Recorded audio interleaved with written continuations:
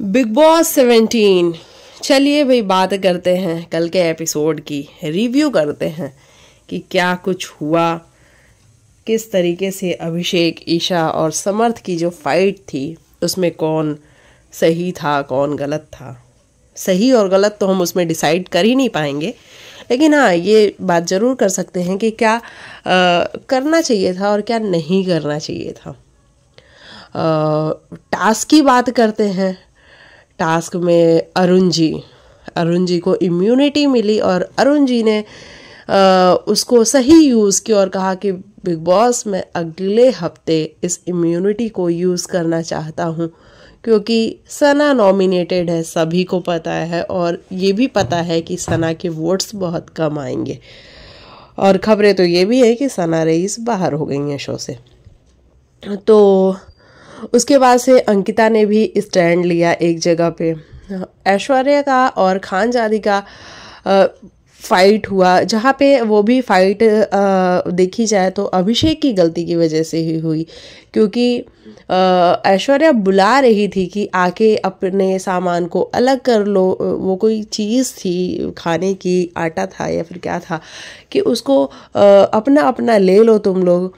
ऐश्वर्या ने ये भी कहा कि मैं 2 बार आके बोल के गई हूँ, तीसरी बार भी आके बोल के जा रही हूँ, तुम लोग को सुनाई नहीं दे रहा है। तो वहाँ पे मुझे नहीं लगता कि ऐश्वर्या की गलती थी। वहाँ पे ऐश्वर्या बिल्कुल ठीक थी कि और वाकई में जब आप एक चीज़ डिस्ट्रीब्यूट कर रहे हो, सब में बांट रहे हो, तो आप चाहते हो कि देन एंड देयर सभी लोग आएँ और अपना अपना लेके जाएं। लेकिन अभिषेक वहाँ से भी उठ के आया और फिर जिस तरीके से इन लोग में हीटेड आर्ग्यूमेंट हुई आप सबने देखा। और वो आर्ग्यूमेंट होते होते ईशा और समर्थ पे चली गई।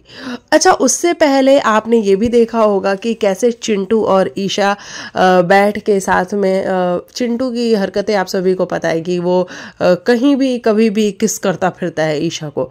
तो वो है ऐसा, हमने देखा है डे 1 से। तो वही कर रहा था चिंटू। हाँ, वहाँ पे अभिषेक को या तो वो चीज़ें पसंद नहीं आ रही होंगी, और पसंद नहीं आनी बनती भी हैं, क्योंकि एक टाइम पे अभिषेक ईशा का बॉयफ्रेंड रह चुका है और वो वैसे भी उसको भूल नहीं पाया है। वो बहुत कोशिश करता है कि मैं भूल जाऊं, लेकिन ईशा भी यहाँ पे एक चीज़ तो करती है कि वो किसी ना किसी तरीके से अभिषेक को अपने पास रखती है, वो उसको दूर नहीं जाने देती है। अभी कुछ दिन पहले आपने देखा होगा कि अभिषेक, चिंटू और ईशा बिल्कुल ऐसा लग रहा था कि दोस्त बन चुके हैं। अभिषेक जाके इन दोनों के मैटर को सॉल्व कर रहा था और वहाँ पे ईशा ये कह रही थी कि चिंटू यार तू तो मुझे नहीं समझता जितना कि मुझे अभिषेक समझता है। तो इसका मतलब ये क्लियर था कि ये तीनों दोस्त बन चुके थे। लेकिन उस दिन बिग बॉस ने जब कन्फेशन रूम में बुलाया तो ईशा को क्लियरली कहा कि ईशा अब आप अभिषेक के पास नहीं जाएंगी और उनके पास जाके उनको नहीं संभालेंगी, आप समर्थ के ही पास रहेंगी। और उस दिन से ही ईशा कुछ तो बदली हुई सी नज़र आ रही है। आपने देखा होगा कि पिछले भी एपिसोड में ईशा बिग बॉस के कहने पे कि बिग बॉस ने ये कहा कि भाई मुनावर से क्या पूछ रहे हो, ईशा ने ही अपनी दिमाग लगा के ये बोला था कि सना वहाँ पे अपने फ़ायदे के लिए उसने ये चीज़ की है। तो बिग बॉस एक तो कंटिन्यू इंटरप्ट करते हैं। बिग बॉस क्यों आपको इतने मतलब चुल है कि आप हर बात पे बोलोगे? थोड़ा सा रुक जाओ ना, गेम वो खेलने आए हैं कि आप खेलने आए हो। मतलब अभी तो ऐसा लग रहा है ना कि बिग बॉस में जो कंटेस्टेंट हैं, यार काउंट कर लेना कितने हैं, उसमें एक और कंटेस्टेंट बढ़ा हुआ है और वो है बिग बॉस, और सबसे ज़्यादा बिग बॉस ही खेल रहा है। बाकी लोग तो फिर भी थोड़े कम ऊपर नीचे खेल रहे हैं, लेकिन बिग बॉस सबसे ज़्यादा खेल रहा है कि उसको हर कॉन्वर्जेशन में बोलनी होती है, स्पेशली अगर वो विकी भैया की हो और अभिषेक की हो। तो ये तो थोड़ा सा अजीब सा लगता है, लेकिन चलो भैया, बिग बॉस का शो है, बिग बॉस की मर्जी है, हम क्या कर सकते हैं, हम कुछ नहीं कर सकते हैं। तो ईशा चिढ़ी पड़ी है, सभी को दिख रहा है वो क्लियरली। उसके बाद से आज जो हीटेड आर्ग्यूमेंट ऐश्वर्या से होते होते वहाँ पे खानजादी भी आई, क्योंकि खानजादी का भी ऐश्वर्या और नील से प्रॉब्लम तो है ही, तो उनकी फाइट होनी शुरू हो गई। उसके बाद से वो पहुँच गई ईशा पे, और ईशा पे पहुँचने के साथ ही चिंटू भी आ गया, और चिंटू ने भी अपनी जो भी राय थी वो रखनी चाहिए वहाँ पे। तो मैं ये कहती हूँ कि अभिषेक देखो, तुम, हमें पता है, हमें दिखता है कि तुम डे 1 से घर के अंदर आए हो, तुम हर्ट हो, तुम बात बात पे रो देते हो, स्पेशली अगर ईशा की कोई बात हो तो तुम रो देते हो। तुमने हर बार ये कहा है कि मेरी गलती है, ये सब कुछ हमने देखा है। तुमने हमेशा यही कहा है कि मेरी गलती है, ईशा की कोई गलती नहीं है, अगर ये रिलेशन खराब हुआ है तो मैं ही थोड़ा अग्रेसिव ज़्यादा हूँ।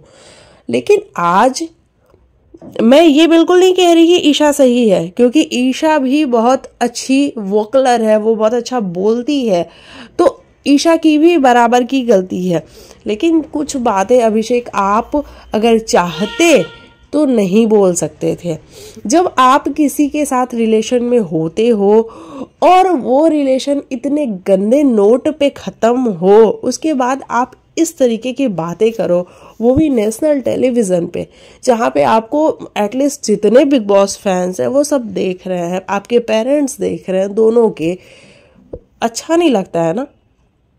आपके बीच में बहुत सारी चीज़ें हुई होंगी, लेकिन अभिषेक ने जिस तरीके से गिनाना चालू किया, ये ब्यूटी इंजेक्शंस लेती है, ये रात को कहीं और जाती है पार्टी के नाम पे, बहुत सारी चीज़ें अभिषेक ने कहीं जो कि बिल्कुल भी अप्रिशिएट करने लायक तो नहीं थी। मैं ये बिल्कुल फिर बार बार मैं डिस्क्लेमर दे रही हूँ कि मैं ईशा को बिल्कुल सही नहीं बोल रही हूँ। आपको ये नहीं आके बोलेगा कि आप अभिषेक को बुरा बोल रहे हो, लेकिन ईशा की भी गलती है। मैं ईशा को भी गलत बोल रही हूँ, क्योंकि ईशा भी चाहती तो चुप रह सकती थी, ईशा भी चाहती तो चुप रह सकती थी, लेकिन ईशा भी पूरा साथ दे रही थी अभिषेक का, कि जिस तरीके से अभिषेक और गुस्से में आया और गलत गलत गलत गलत बोलता जाए, और अभिषेक ने वही किया, मतलब बेड़ा गर्क जिसको कहते हैं वो किया, और बहुत गंदा बोला। तो ये सब कुछ हुआ। उसके बाद से एक टास्क आया, बिग बॉस ने एक टास्क दिया भैया, इम्यूनिटी टास्क। पहली बार आई थिंक कोई टास्क हुआ है बिग बॉस के घर में जहाँ पे बिग बॉस ने बिल्कुल सही एक चीज़ तो बोली कि भैया मुझे लग रहा था कि अभिषेक जैसे 12 बच्चे खेलते हुए नज़र आ रहे हैं, मतलब इनका किसी से कोई लेना ना देना, लड़े जा रहे हैं, भिड़े जा रहे हैं, क्यों कुछ पता नहीं चल रहा है कि किस बात पे ये सारी चीज़ें हो रही हैं। तो ऐसा ही था, मतलब खेलना किसकी साइड से किसको था किसी को नहीं पता।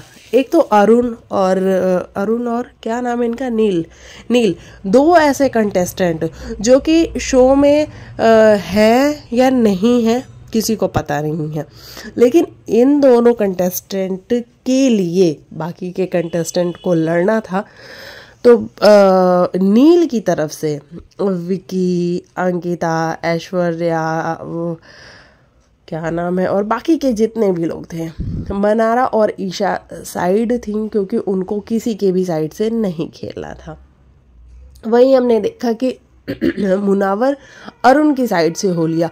अब मुनावर भी अरुण की साइड से क्यों हो लिया, इसका भी कोई वो पता नहीं है कि क्यों हो लिया मुनावर अरुण की साइड से। वहाँ ज़रूरत तो थी नहीं, क्योंकि मुनावर की भी कोई ऐसी बॉन्डिंग नहीं है। लेकिन मुनावर ने देखा कि जब सारे लोग एक को सपोर्ट कर रहे हैं तो मैं दूसरे वाले को सपोर्ट कर देता हूँ, मुनावर ने ये सोचा।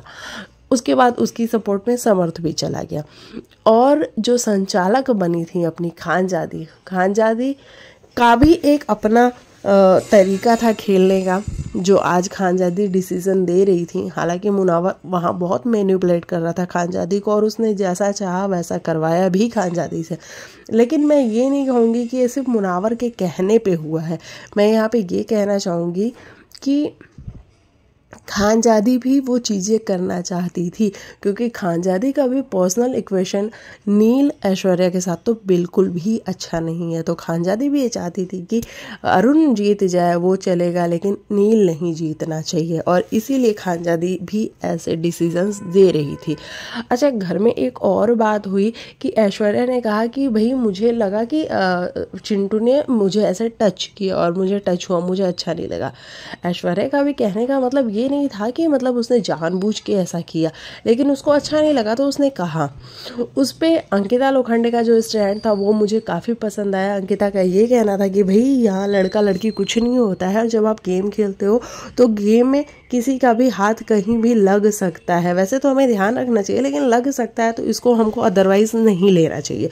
और ये बात बिल्कुल सच है कि जब आप गेम खेल रहे हो तो वहाँ पे आप अदरवाइज़ नहीं ले सकते हो। और घर में जो भी लड़के हैं उनका इंटेंशन बिल्कुल भी नहीं है कि वो जाके किसी लड़की को अनकंफर्टेबल तरीके से टच करे जिससे वो परेशान हो जाए।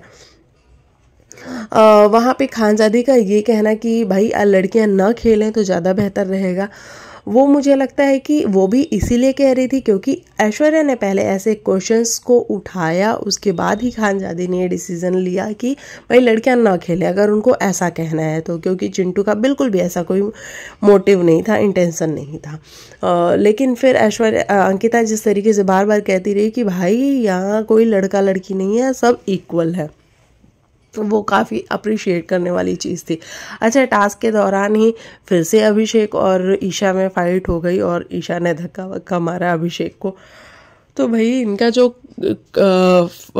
फाइट है ये तो कंटिन्यू चल ही रहा है। और वीकेंड के वार पे आप सबको भी ये बात पता चल रही होगी कि सलमान खान अभिषेक की क्लास लगाने वाले हैं कि अभिषेक ये जो तुमने किया है ना, अगर मेरे आगे करता तो मैं तुझे निचोड़ के रख देता। तो ये निचोड़ के रख देता, ये तो मतलब कुछ ज़्यादा ही हो गया, सलमान खान कुछ ज़्यादा ही बोल गए। लेकिन हाँ, अप्रिशिएट करने वाली चीज़ बिल्कुल भी नहीं है। अभिषेक आपको ध्यान रखना चाहिए कि आप एक लड़की के बारे में बोल रहे हो, और वो भी उस लड़की के बारे में जिससे आप इतना प्यार करते थे और आज भी उससे आप मूव ऑन नहीं कर पा रहे हो, तो गंदा तो मत बोलो ना एटलीस्ट, है ना। तो ये रहा मेरे हिसाब से आज के एपिसोड का रिव्यू। आज मनारा चोपड़ा कहीं भी नहीं थी, क्योंकि मनारा बातों में तो जीत जाती है लेकिन आज फिजिकल हो रहा था सब कुछ, तो मनारा चोपड़ा आज नो वेयर थी, मतलब कहीं भी नहीं थी। और चलिए मिलती हूँ आपको नेक्स्ट वीडियो में, तब तक के लिए बाय बाय, टेक केयर, अपना ख्याल रखिएगा। और अगर चैनल पे आते हैं तो लाइक शेयर और सब्सक्राइब भी कर दिया करें।